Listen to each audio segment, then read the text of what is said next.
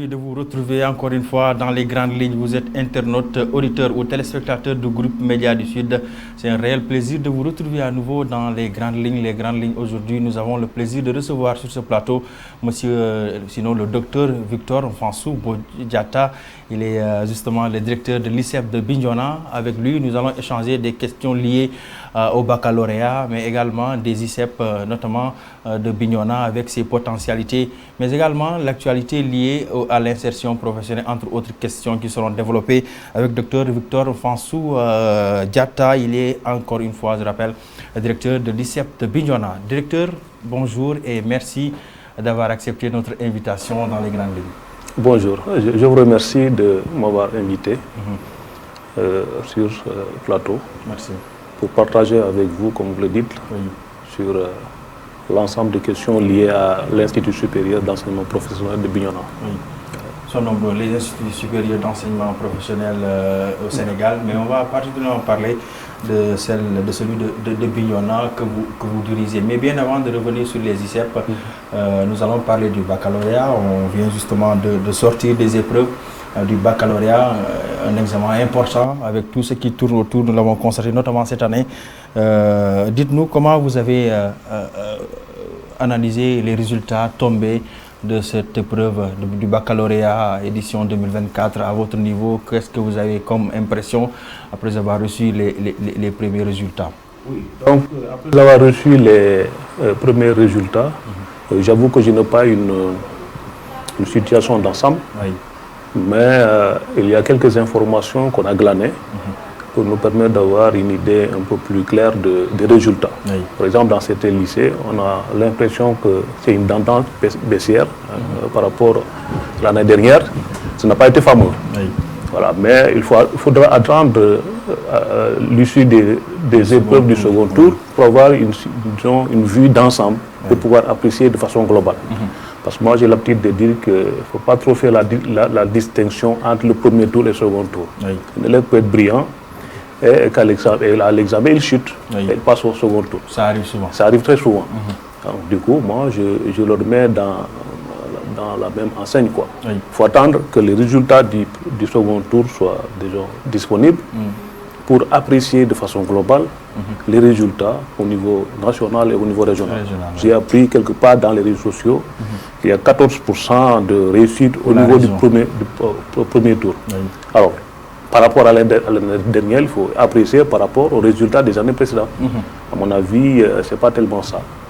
Donc, mais il faut attendre quand même de façon globale les autres résultats.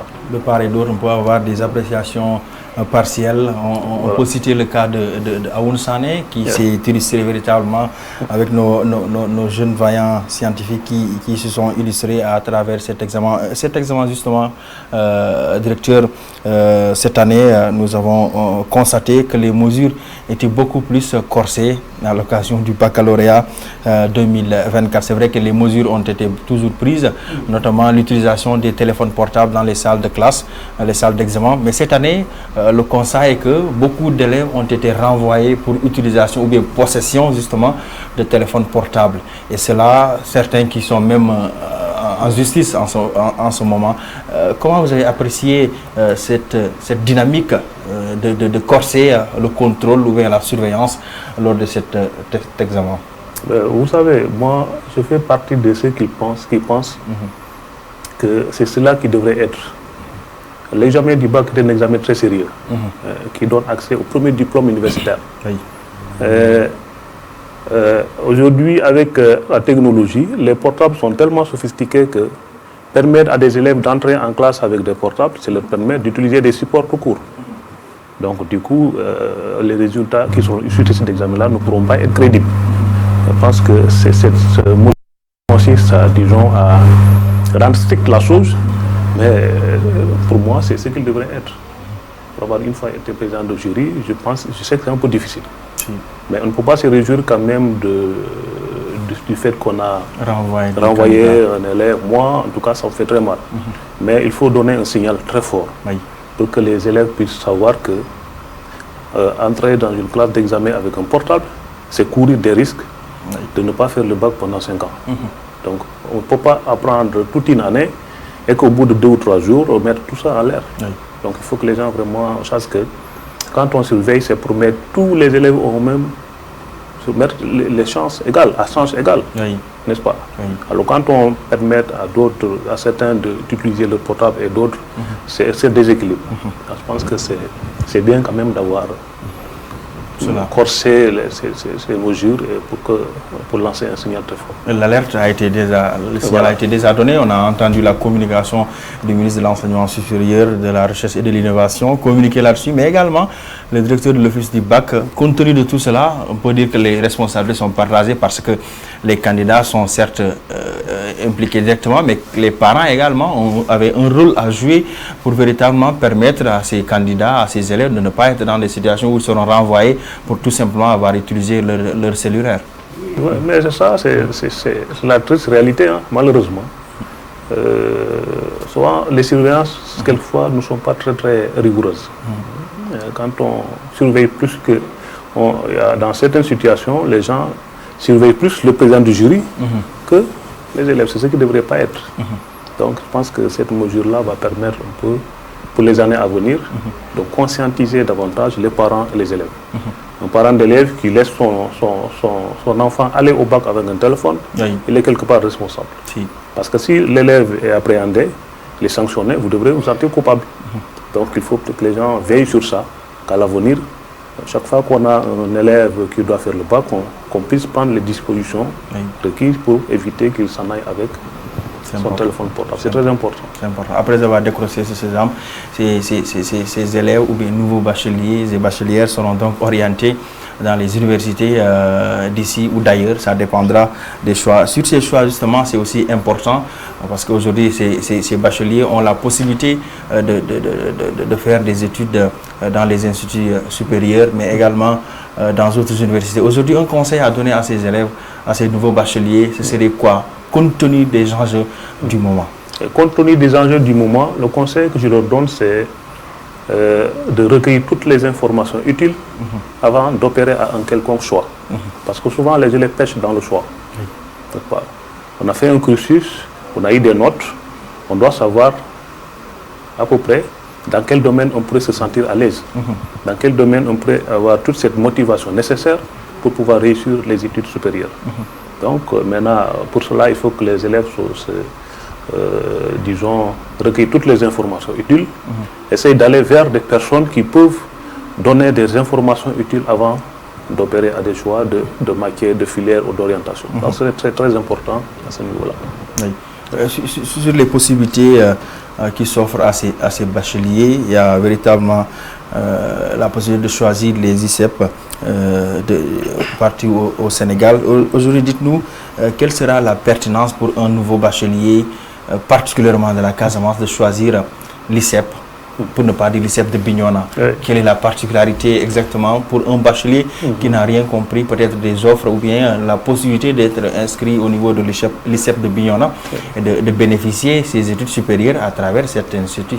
Oui, d'abord, si on veut faire un peu l'historique des instituts supérieurs d'enseignement professionnel, dans quelles conditions les ISEP ont été créés? Les ISEP ont été créés sur la base d'un constat. L'enseignement supérieur sénégalais n'accorde pas une place importante aux sciences et à la technologie. Donc, vous avez vu qu'il y a beaucoup d'élèves orientés dans les séries littéraires, et au bout de 3 ou 4 ans d'études, il y a des difficultés réelles d'insertion, parce que n'oublions pas que c'est l'enseignement général. Alors comment réorienter le système d'enseignement supérieur vers les sciences et la technologie? Donc la directive du 14 août 2013 ressort un peu de ce constat-là.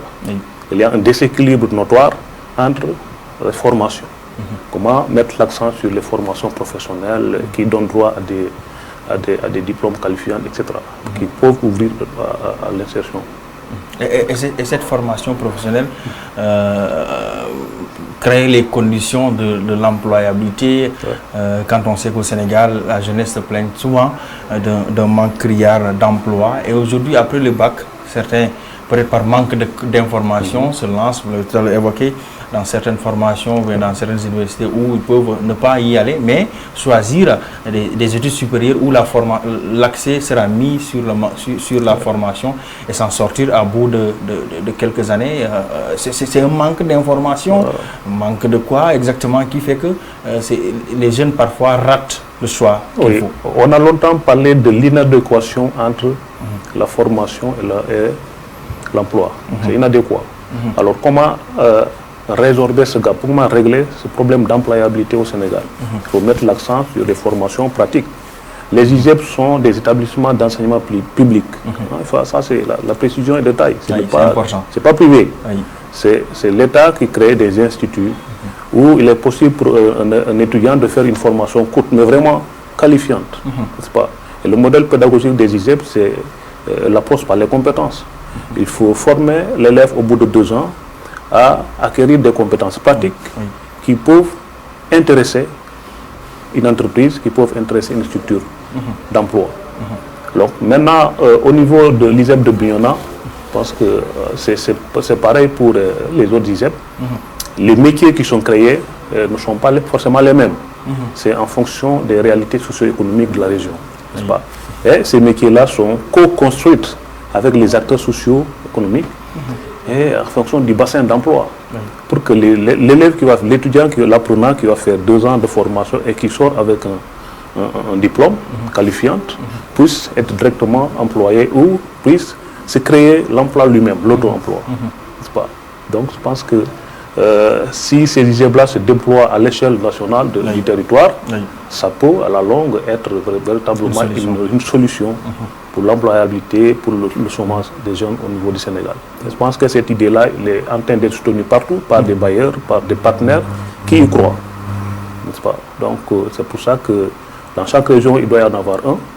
Maintenant, avec l'arrivée des nouvelles autorités, ils sont même en train de voir comment les déployer au niveau de chaque département. Donc, pour vous dire combien cette idée-là est accueillie par tout le monde de façon positive. Très bien. Je rappelle que vous suivez les grandes lignes. Notre invité du jour, Dr Victor Nfansou Diatta, il est le directeur de l'ISEP de Bignona, l'Institut supérieur d'enseignement professionnel de Bignona. Dites-nous, directeur, au niveau de votre ISEP à Bignona, quels sont les métiers exactement qui sont mis à la disposition de ces bacheliers, de ces élèves qui sont à la recherche d'une formation qualifiée? Oui, au niveau de l'ISEP de Bignona, nous avons essentiellement 7 métiers. Vous savez, de plus en plus, pour aller dans les détails, on parle de métiers. C'est qu'il y a des filières, des domaines pédagogiques, mais les métiers sont encore plus précis. Nous en avons 7, ce qu'on appelle, premièrement, gestion d'exploitation agroforestière, GEA, premier métier. Alors tout ce qui tourne autour de l'agroforesterie, vous voyez que la création de ces filières-là, de ces métiers, est un peu liée aux potentialités de la région. Donc, gestion d'exploitation agroforestière, nous avons ce qu'on appelle ERPD, énergie renouvelable et production durable. Tout ce qui s'active dans les énergies renouvelables solaires, dans l'efficacité énergétique. Donc, nous formons des techniciens supérieurs en GEA, en ERPD, mais également en GUTA. GUTA, c'est gestion d'unités de transformation agroalimentaire. Tout ce qui évolue dans l'agroalimentaire. Donc, nous offrons des techniciens supérieurs dans cette filière. Nous avons également production animale. Production animale, c'est tout ce qui est élevage. Élevage de bœufs, élevage de moutons, apiculture, aviculture, tout ce qui est élevage. Vraiment avec une large gamme de choix. On peut parler justement sur l'agroforesterie. Vous l'avez dit, c'est des filières, des métiers qui s'expliquent compte tenu des réalités où cet institut est implanté à Bignona. On sait qu'on est en Casamance. Et la Casamance a ses potentialités énormes en ce sens. Et comment est-ce que vous procédez avec ces étudiants dans la formation proprement dite? Oui, la formation, je vous ai cité 3, de 4, il reste encore 3 autres. GEDEN, gestion durable des écosystèmes naturels. Tout ce qui tourne autour de l'environnement. Et pour terminer, nous avons agrobusiness et production végétale. Production végétale, c'est tout ce qui est maraîchage. Donc voilà les 7 métiers qui sont dispensés au niveau de l'ISEP de Bignona. Et concrètement, comment est-ce que vous procédez avec ces étudiants sur les métiers de manière spécifique? Vous savez, la formation au niveau des ISEP est une formation plus pratique que théorique. Je vous ai dit tout à l'heure que le modèle pédagogique, c'est l'APC, l'approche par les compétences. On veut qu'à l'issue des 2 ans de formation, l'apprenant sort avec des compétences pratiques qui lui permettent d'être opérationnel sur le terrain. N'est-ce pas? C'est pour cette raison qu'il y a 3 types de stages. Quand un apprenant arrive au niveau de l'ISEP de Bignona, quelquefois dans les choix, les gens peuvent cocher des orientations qui ne sont pas tellement claires dans leur tête. Alors quand l'apprenant arrive, on lui donne la possibilité de découvrir ce qu'il veut faire. Il arrive qu'au moment de quelques jours de découverte, eh bien, l'apprenant se rend compte que ce n'est pas tellement ça ce qu'il veut. Donc on lui donne la possibilité de changer. N'est-ce pas?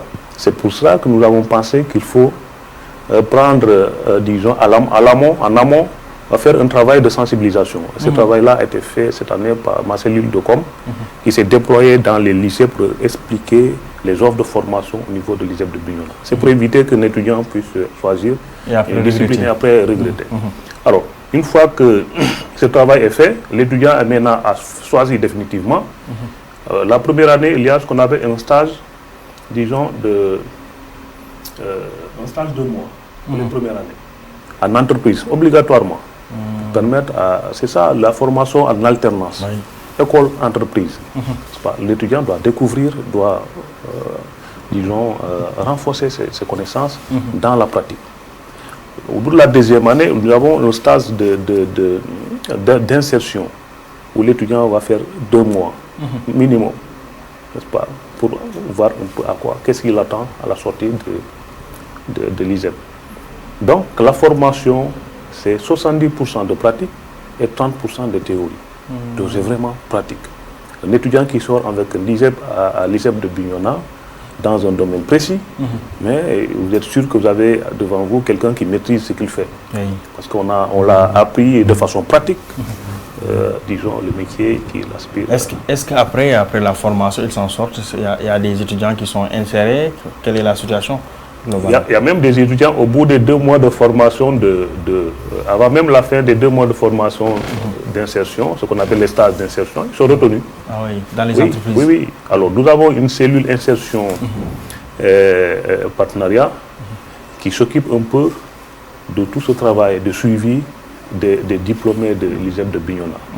Donc sa mission principale, c'est d'aider les étudiants à trouver des stages, mais également de suivre les diplômés qui sont sortis de l'ISEP. Au bout de 18 mois, ils sont devenus quoi? N'est-ce pas? Alors là, je pense que les taux d'insertion que nous avons recueillis sont relativement encourageants. Ça tourne autour de 70%. Donc globalement, ça c'est au bout de 18 mois. Ça veut dire qu'au bout de 2 ans, par exemple, le taux d'insertion peut devenir plus important. Alors quelqu'un peut sortir, trouver du travail tout de suite. D'autres, ils mettent un peu plus de temps, ça dépend des étudiants, de leur caractère, etc., de leur possibilité de vendre leurs connaissances, etc. Donc, dans tous les cas, l'ISEP, avec, disons, ses services, fait un travail de suivi pour voir un peu qu'est-ce que les étudiants sont devenus au bout des 2 ans de formation. L'énergie renouvelable également occupe une place très importante. Énergie renouvelable et produit, comment ça s'appelle, efficacité énergétique. Donc avec ce qu'on appelle les métiers verts. Ça c'est une préoccupation, un besoin au niveau de la Casamance. Alors on a beaucoup de blocs de comment ça s'appelle, de fermes agricoles qui se développent au niveau de la région. Mais tout ça, ça doit s'accompagner avec les nouvelles technologies, des systèmes de pompage solaire, etc., pour pouvoir véritablement permettre. Voilà. C'est important. C'est une manière de dire qu'aujourd'hui, les ISEP sont devenus une réponse au chômage au Sénégal. Si réellement les politiques accompagnent de fond en comble l'initiative, ça peut être une réponse au chômage endémique qu'on évoque tous les jours au Sénégal. C'est notre conviction. Et c'est la conviction qui est partagée par la plupart des acteurs de l'écosystème, tous ceux qui accompagnent les ISEP. C'est une réponse au chômage et l'employabilité. Je vous ai dit que 70% de nos sortants, ils ont quand même trouvé des issues. Soit c'est dans l'emploi direct ou dans l'auto-emploi. Moi, pour vous dire vrai, je suis plus, disons, pour l'auto-emploi. Ça signifie que derrière, il faut un accompagnement de l'autorité pour faire en sorte que les sortants puissent, disons, qu'ils sortent avec un projet professionnel personnel, ce qu'on appelle PPP. Et ce projet personnel est défendu devant un jury composé d'un professionnel du métier, d'un financier et d'un encadreur, pour être sûr que c'est un projet pertinent qui peut tout de suite capter des financements pour permettre à l'étudiant de pouvoir créer son propre business et d'évoluer. Aujourd'hui, vous l'avez tout à l'heure évoqué, le taux d'insertion. Je rappelle, au niveau de Bignona, l'ICEP a officiellement démarré au cours de 2019. Et pour plus de 300 diplômés qui ont été donc mis sur le marché de l'emploi. Avez-vous des prévisions en termes de pourcentage dans les années à venir à atteindre pour véritablement maintenir le gap sur justement l'insertion? L'ICEP de Bignona dispose d'un plan stratégique de développement. Le plan stratégique de développement, c'est une vision, disons, à court terme, d'ici 4 ans. Quelles sont les ambitions de l'ICEP de Bignona? Quelle est sa vision? Pour notre souhait, c'est de voir tous les étudiants, par exemple, qui sortent de l'ICEP de Bignona puissent avoir quelque chose, soient insérés. C'est ça l'ambition. Et pour cela, il faut mettre tout un dispositif derrière qui permette d'accompagner cette vision-là. Donc nous pensons que nous sommes en train de travailler pour faire en sorte que tous les étudiants de l'ICEP puissent être accompagnés. La situation, voilà. Donc, on peut identifier un étudiant qui est sorti en 2021, qui n'est pas encore inséré, mais cet étudiant-là nous intéresse à partir du moment que c'est un diplômé de l'ICEP de Bignona. C'est un produit. Chaque fois qu'une opportunité se présente, mais on essaie de voir dans le répertoire de l'ensemble des étudiants qui sont sortis de l'ICEP, ceux qui trouvent du mal à s'insérer, comment il faut les accompagner pour qu'ils puissent. Voilà. Et ça apporte ses fruits parce que à Bignona, on sait qu'on voit beaucoup de jeunes qui sont véritablement en activité et on sent qu'il y a une mainmise de l'ICEP à Bignona. Mesdames et messieurs, vous suivez GMS TV, mais également GMS FM au niveau de la fréquence modulée, la 89.3.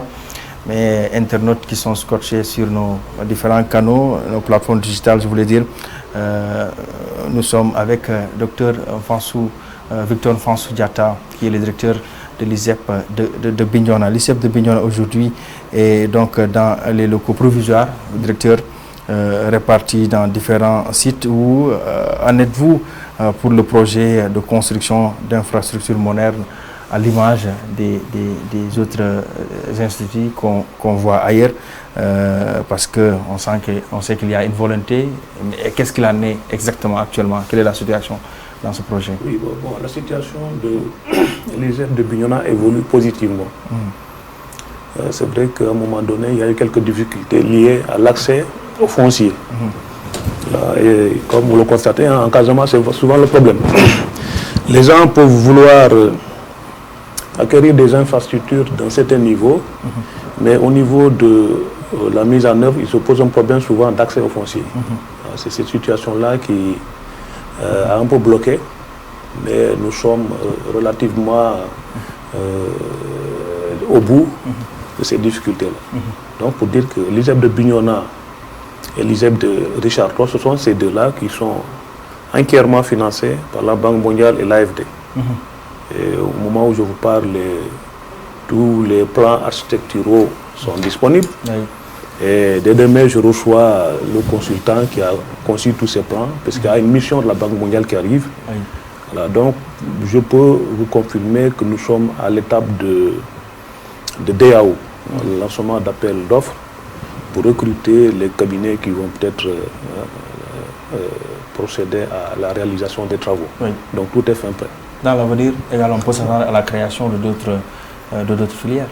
Oui, on peut s'attendre à la création. Les filières vont se créer de façon progressive. D'ailleurs, il y a déjà des filières en vue qui sont même prévues dans les constructions de l'ICEP. Par exemple, la filière écotourisme.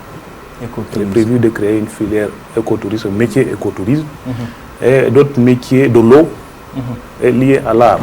Donc, dans les prévisions, Mais tout cela se fera de concert avec les acteurs de l'écosystème, tous les chefs d'entreprise, le milieu professionnel de la région qui accompagne dans l'élaboration des référentiels de ces métiers. Quelles sont les compétences qu'un étudiant doit disposer pour pouvoir être opérationnel sur le terrain. Et tout ça, n'est-ce pas, c'est un travail qui se fait avec, n'est-ce pas, les acteurs socio-économiques. C'est pour ça que je parlais de co-construction. Ce n'est pas l'ISEP qui va inventer la création de métiers, mais il le fait de concert avec les acteurs qui identifient les besoins pour permettre aux étudiants, une fois diplômés, de pouvoir trouver une issue, un emploi. Très bien. On peut s'attendre également, je ne sais pas, sur les questions ou bien les filières liées aux ressources naturelles, quand on sait que le Sénégal se projette justement dans ce cadre. Dans le département également, les ressources y sont. Est-ce qu'on peut savoir au niveau des ICEP qu'on développe justement des filières liées à l'exploitation des ressources naturelles? Mais rien n'est exclu. Les ressources appartiennent au pays. Donc, nous devons nous tous préparer la nouvelle génération à pouvoir compétir sur des métiers liés à la gestion des ressources naturelles. Donc on peut s'attendre, même si présentement voilà, il n'y a pas de découverte d'envergure, mais il y a quand même des réserves, disons, des possibilités en Casamance. Mais il faut bien que les générations soient préparées à ça. Voilà. Donc ce n'est pas parce que le pétrole il est ailleurs. Un étudiant peut être formé ici pour pouvoir compétir au même titre que les autres étudiants, les autres apprenants du Sénégal, à exercer un métier. Donc là, c'est une sorte de transition pour dire les étudiants, les apprenants que nous recevons ne viennent pas tous de la région. La plupart viennent d'ailleurs. Parce que les filières que nous développons ici, peut-être ça ne se trouve pas ailleurs pour pouvoir le permettre de rester. Donc l'étudiant a la possibilité de choisir parmi tous les ISEP qui sont créés. La filière qui l'intéresse et demander à être orienté dans cette filière. Notre travail, nous, en tant qu'ISEP de Bignona, c'est de promouvoir les filières qui existent dans notre ISEP et de faire en sorte que les étudiants de la région puissent être informés à temps pour qu'au moment du choix, qu'ils puissent, disons, faire des choix liés aux filières qui existent chez nous. Les nouvelles autorités étatiques ont justement évoqué l'importance qu'ils accordent à l'agriculture, à la terre. C'est une manière de dire, on peut donc dire qu'ils ont trouvé les ISEP dans une dynamique qu'il faut renforcer pour également eux aussi matérialiser leurs souhaits qu'ils ont donc manifestés. C'est une manière de dire qu'aujourd'hui les ISEP doivent véritablement aussi bénéficier d'un regard particulier de ces autorités étatiques pour véritablement renforcer ce souhait à manifester par ces nouvelles autorités, n'est-ce pas? Oui, je l'ai dit tout à l'heure, le constat il est là. Les nouvelles autorités sont conscientes vraiment des enjeux liés à l'employabilité. Que c'est la seule façon que l'État a de promouvoir l'emploi. C'est des formations courtes. En 2 ans, vous sortez et vous savez faire quelque chose. C'est différent de quelqu'un qui va faire 5 ans et puis il attend encore pendant 5 ans.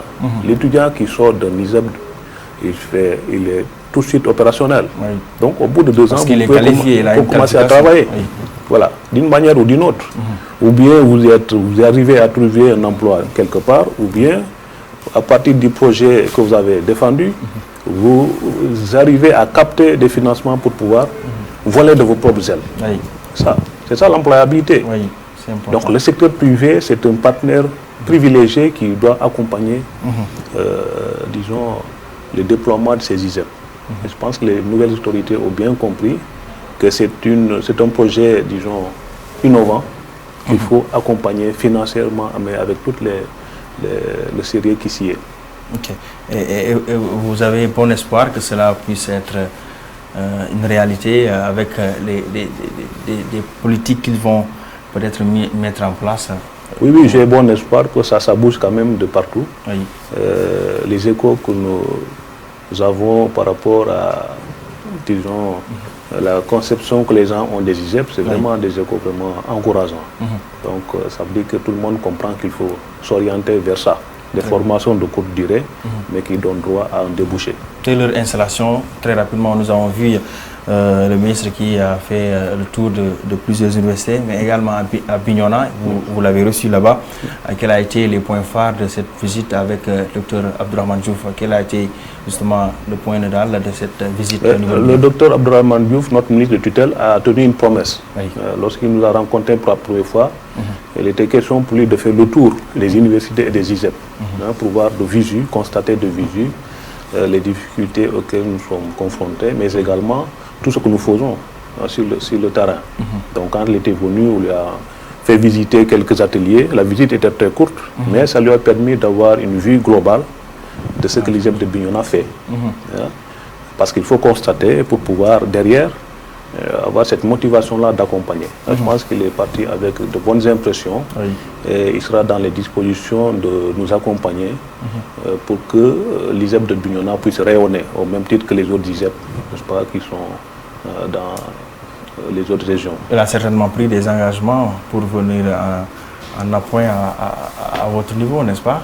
Bon, les engagements, je ne peux pas dire qu'il a pris des engagements, mais je sais qu'il a été vraiment conscientisé sur les difficultés auxquelles nous sommes confrontés, notamment le fait que nous ne sommes pas dans nos locaux propres et qu'il faut chercher de gauche à droite des salles de classe, il faut des logements, etc.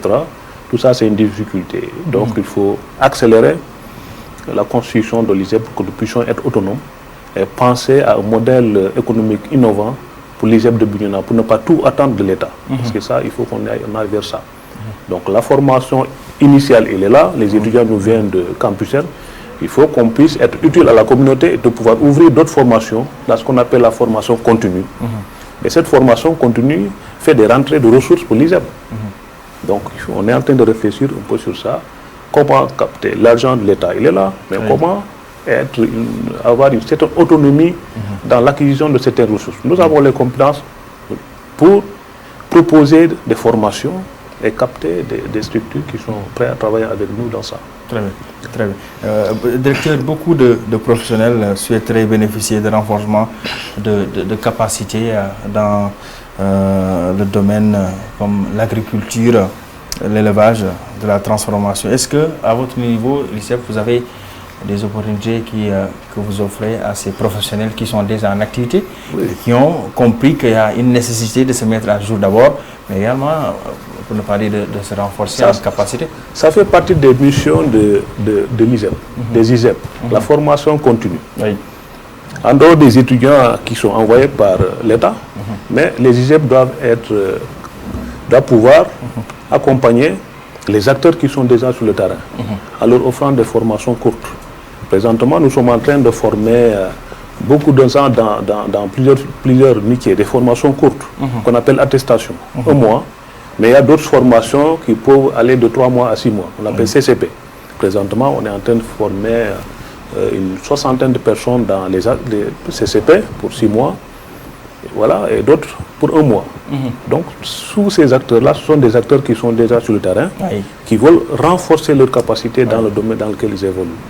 Donc là, les ISEP, chaque année, peuvent ouvrir, n'est-ce pas, faire des offres pour permettre à ceux qui sont intéressés de pouvoir payer et se faire former.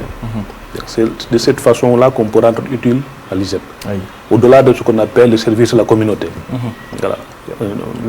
L'ISEP, en tant qu'établissement public qui s'installe dans une région, doit pouvoir accompagner certaines communautés vulnérables, n'est-ce pas, dans le domaine d'évolution.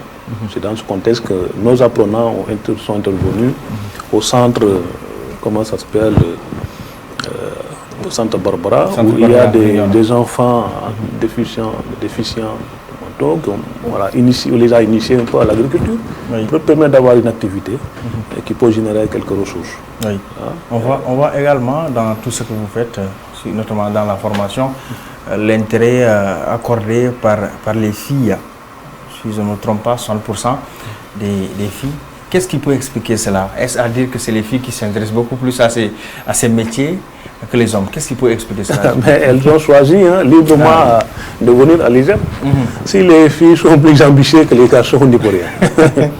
Même au niveau des certifications, je précise qu'au niveau de l'ISEP, tous les apprenants sortent avec un diplôme.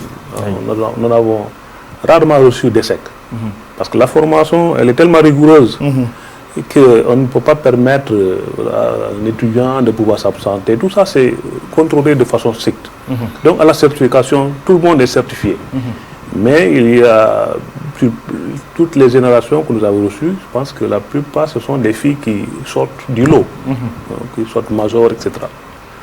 D'où l'importance d'accorder une importance particulière à cette catégorie. Il y a pour l'approche genre dans les ISEP. Tout ce que nous faisons, nous tenons compte de cette dimension pour permettre aux femmes aussi de comprendre que ce ne sont pas des métiers masculins, c'est des métiers que tout le monde peut pratiquer. Donc une femme peut bien exploiter un domaine agricole, une femme peut bien faire de l'agriculture, elle peut bien faire de l'élevage, etc. Elle peut même bien faire d'autres métiers qu'on aurait pensé être des métiers masculins.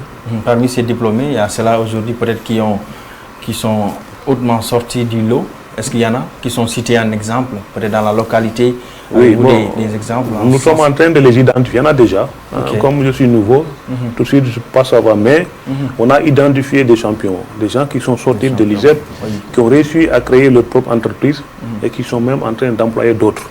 C'est important. C'est ça, notre vision.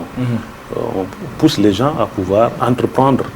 Ce n'est pas pour rien qu'on a créé ce métier entrepreneuriat, agro-business entrepreneuriat. C'est un peu transversal. Ça veut dire que ces étudiants-là, au sortir de l'ISEP, ils peuvent entreprendre, créer leur propre structure et permettre aux autres de s'inspirer. Voilà. Mais pour ça, il faut un dispositif. Donc l'ISEP doit mettre en place un incubateur. Un incubateur qui accompagne les étudiants qui ont des idées de projets ou bien qui ont des projets qu'il faut améliorer pour leur permettre véritablement d'asseoir une entreprise vraiment digne de son nom. On voit des centres de formation partout qui font également pareil. Est-ce que vous avez un lien avec ces centres de formation qui également accompagnent les jeunes dans une formation qualifiée?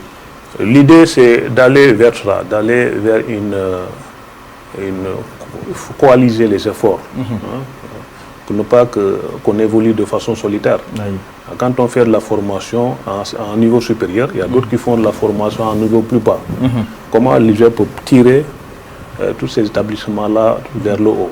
Donc on peut, par exemple, en créant un incubateur, que cet incubateur-là puisse servir à toutes ces structures qui forment et qui laissent dans le marché du travail des gens qui ont la possibilité de voler de leurs propres ailes. Donc je pense que c'est ça un peu la dynamique, de faire en sorte qu'on puisse coaliser nos efforts, avoir une dynamique d'ensemble, puisque nous formons tous des enfants du pays et qui vont permettre véritablement de résorber ce gap du chômage. Docteur Victor François Diatta, il est le directeur de l'ISEP de Bignona. Je rappelle que vous suivez les grandes lignes, nous ne sommes pas très loin de la fin de cette émission. Directeur, nous allons parler justement des ISEP qui font la promotion de la culture entrepreneuriale, vous l'avez tout à l'heure évoqué.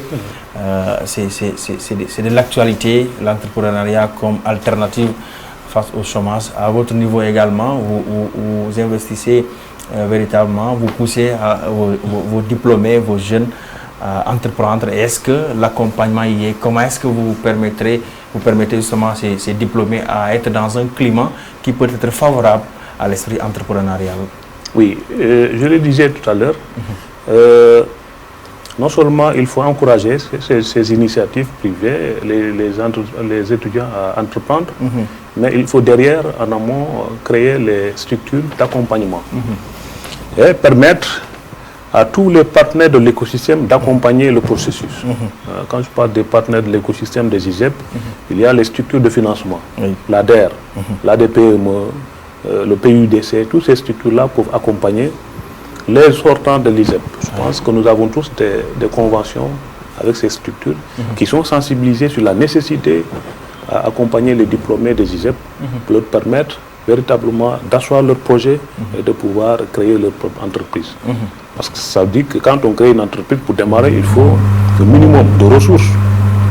Donc, c'est ce travail-là que nous sommes en train de faire. D'ailleurs, la plupart des étudiants qui ont réussi à créer leur propre entreprise, ils ont été accompagnés par des projets. Le projet Réussir au Sénégal, c'est un projet de la GIZ qui a mis à disposition un certain nombre de ressources pour accompagner les sortants. Je pense que l'ADPME est en train de faire la même chose, le PUDC est en train de faire la même chose.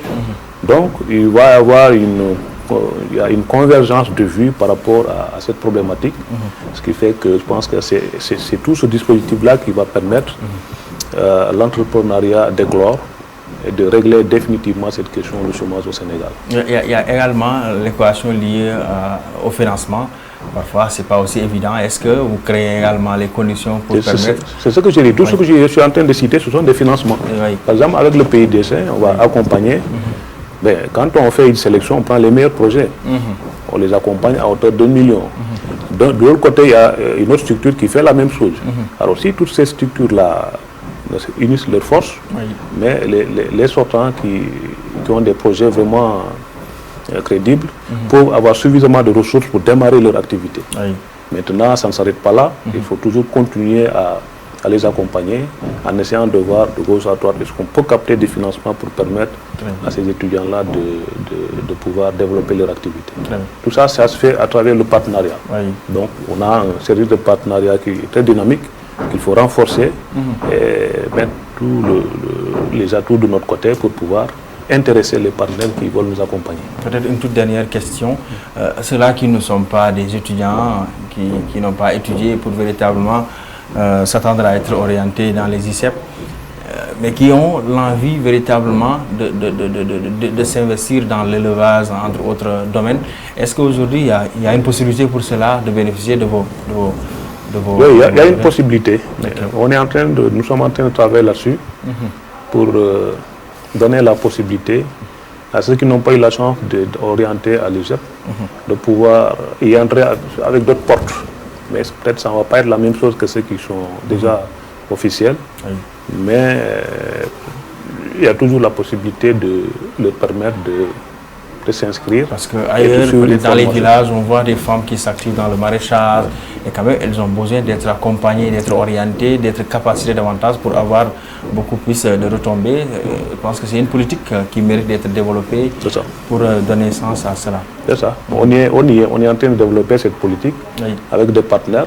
Présentement, nous intervenons dans la commune de Wonk avec des femmes, un groupement de femmes qui exploitent un domaine.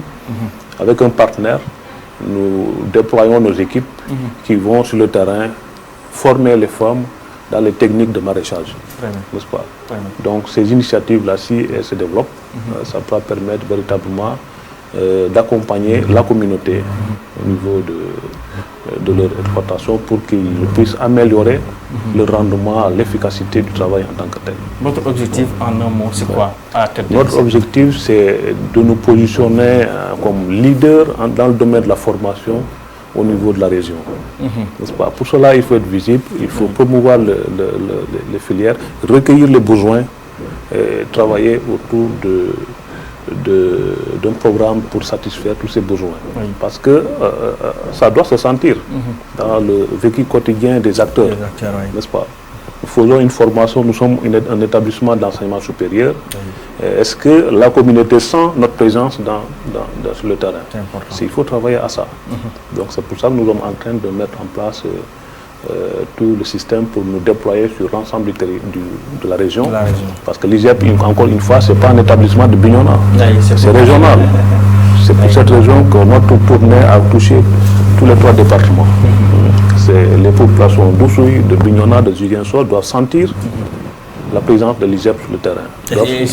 Ils sont parmi les étudiants, on peut sentir... Ils sont parmi les étudiants. Très bien. Voilà, et nous sommes en train de faire un travail important dans ce sens. Très bien. Merci encore une fois, Dr Victor Fansou Diatta, votre dernier mot pour cette émission, tout en espérant de vous retrouver très prochainement parce que il faut oser le dire, c'est des initiatives d'avenir qui vont attirer les attentions parce que les enjeux du moment demandent cela. Votre dernier mot pour cette émission? D'abord, vous remercier de l'occasion que vous m'avez offert. Merci. De d'expliquer un tout petit peu ce que nous faisons. C'est important.